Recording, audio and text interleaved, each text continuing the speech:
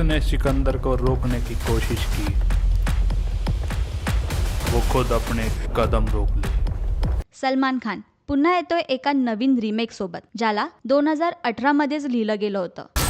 आप हमको बाहर ढूंढ रहे हो और हम आपका आपके घर में इंतजार कर रहे हैं। पण हे किती खरं आहे? आणि जर हे खरं आहे तर ते साऊथच्या कोणत्या मूवीची रिमेक असेल? आणि जर नाही तर त्याचे प्रूफ्स काय आहेत? आ रहा हूं मुंबई। कारण सिकंदर मूवी हा 3-4 रायटर्सने लिहिला आहे व त्यातील एका रायटरने मार्वलची मूवी लिहिली आहे। आता ती कोणती मूवी आहे ते जाणून घेण्याच्या आधी ही व्हिडिओ पूर्ण पहा। छन करती छाल चुबेली दुनिया लगती रंग रंगीली रे। काही समजलं? या व्हिडिओमध्ये क्लिअरली समजते की रश्मिकाची डेथ दाखवली आहे आणि ते कसं ते आपण पुढे पाहूया। फिर इस जन्म में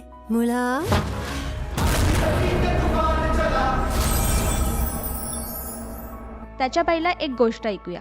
गोष्टीचा हिरो एक मोठा बिझनेसमॅन आहे जो कामानिमित्त कायम भारताच्या बाहेर असतो। एके दिवशी मीडियाला खबर लागते की हा बिझनेसमॅन भारतात येणार आहे। आता तो कोणत्या कारणासाठी येणार आहे याच्यासाठी सर्व पत्रकार शोध घ्यायला लागतात। ह्या दरम्यान एका कंपनीला समजतं की तो इंडियामध्ये मतदान करण्यासाठी येत आहे, पण जेव्हा तो वोट देण्यासाठी जातो तेव्हा त्याला समजतं की त्याच्या नावावर आधीच कोणीतरी वोट दिलंय। आता हे बोगस मत कोणी दिलं, या सिस्टमच्या मागे हात कोणाचा आहे हे शोधण्याची जबाबदारी आहे हिरोची। आता हा हिरो सगळ्यातून मार्ग काढणार का? अशीच स्टोरी आहे 2018 मधल्या सरकार सिनेमाची, ज्याचं दिग्दर्शन केलं होतं AR मुरुगदास यांनी। आणि आता हेच दिग्दर्शक सिकंदर सिनेमाचंही दिग्दर्शन करत आहेत। त्यामुळे अनेकाचं असं म्हणणं आहे की सिकंदर हा सिनेमा सरकारचाच रिमेक आहे, पण खरी गोष्ट तर ही आहे की सिकंदर मूवी कोणत्याही मूवीचा रिमेक नाहीये। आणि या स्टेटमेंट मागे आहेत 3 कारणं, ज्यापैकी पहिलं कारण आहे या मूवीची कास्ट।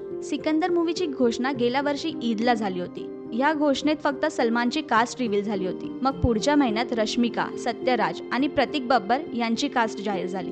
मग या चित्रपटात वरुण धवनची भाची अंजनी धवनच्या डेब्यूच्या बातम्या आल्या। अगदी मीडियामध्ये हे देखील म्हटलं जात होतं की या चित्रपटात सुनील शेट्टी एक खास भूमिका साकारणार आहेत आणि हीच कास्ट पाहून लोक या चित्रपटाला सरकार चित्रपटाशी जोडू लागले। पण जेव्हा सप्टेंबरमध्ये शर्मन जोशी सोबत काजल अग्रवालची कास्टही जाहीर झाली तेव्हा लोकांचा रिमेकचा संशय खात्रीत बदलला।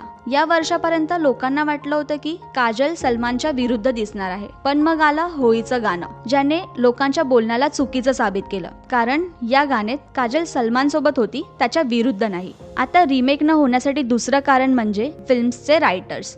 जरी ही फिल्म AR मुरुगदासने लिहिली असेल तरी या फिल्म्सचे डायलॉग्स 3 रायटर्सने मिळून लिहिले आहेत। यातल्या एक रायटरने कॅप्टन मार्वलचं हिंदी व्हर्जन लिहिलं होतं। आणि तसे पाहिले तर जेव्हा एखाद्या चित्रपटाचा रिमेक बनतो तेव्हा त्याला लिहिण्यासाठी फक्त एकच लेखक असतो, म्हणजे तोच लेखक स्क्रिप्टही लिहितो आणि संवादही। पण जेव्हा एखाद्या चित्रपटात 3 संवाद लेखक असतात तेव्हा त्या चित्रपटाचा रिमेक होण्याची शक्यता खूपच कमी असते। नेक्स्ट आहे तिसरं आणि महत्त्वाचं कारण, ज्यामुळे हे निश्चित होतं की सिकंदर हा चित्रपट एक ओरिजिनल स्टोरी आहे, आणि ते कारण आहे या चित्रपटाचे दिग्दर्शक AR मुरुगदास। अलीकडे AR मुरुगदास यांची एक मुलाखत झाली ज्याच्यामध्ये त्यांनी सांगितलं की त्यांना 2008 पासूनच सलमान सोबत काम करण्याची इच्छा होती। 2008 मध्ये जेव्हा AR मुरुगदास गजनी दिग्दर्शित करत होते तेव्हा त्यांची पहिली पसंती सलमानच होते, पण सलमानला स्क्रिप्ट आवडली नाही म्हणून त्यांनी ती भूमिका नाकारली।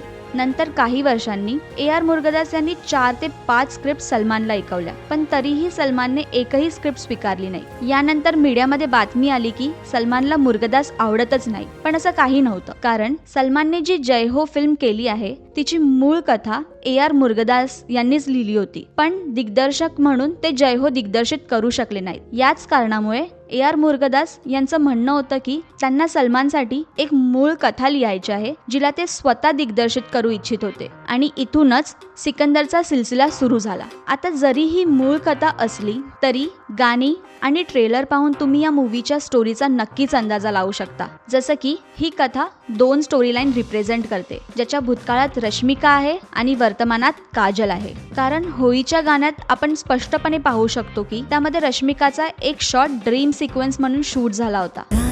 फिर इस जन्म में म्हणून कदाचित असं काहीतरी घडलं असेल ज्याचा बदला घ्यायला सलमान भाऊ नक्की येतील आणि ती लढाई जिंकतील एका योद्ध्याप्रमाणे, कारण सिकंदरचा फारसी अर्थ योद्धा असाच आहे. पण एक मिनिट, सिकंदर नावाची फिल्म तर आधीच 1941 मध्ये रिलीज झाली होती, मग या सिनेमाला तेच नाव कसं दिलं गेलं? या केसमध्ये कॉपीराईट इश्यू येऊ शकत नाही का? तर याचं उत्तर आहे स्वतः सिकंदर. बघा, कॉपीराईटचा प्रश्न नेहमी ओरिजिनल कामावरच येतो, पण जर एखाद्या चित्रपटाचं नाव ऐतिहासिक घटना किंवा पात्रांवर आधारित असेल तर अशा केसमध्ये तो टायटल वापरण्यास मोकळा असतो आणि याच कारणामुळे सिकंदर हे नाव कोणत्याही कॉपीराईट शिवाय कोणीही वापरू शकतं. आता बोलूया या चित्रपटाच्या भविष्याविषयी, म्हणजेच बॉक्स ऑफिस कलेक्शन बद्दल, ज्याची रिकव्हरी आधीच झाली आहे. पहा, सिकंदरचा बजेट 200 कोटी आहे, ज्यामध्ये 120 कोटी तर सलमान खाननेच चार्ज केले आहेत. हा चित्रपट संपूर्ण भारतात 5000 स्क्रीन्सवर रिलीज होणार आहे. खरं तर हा चित्रपट आधीच नेटफ्लिक्सने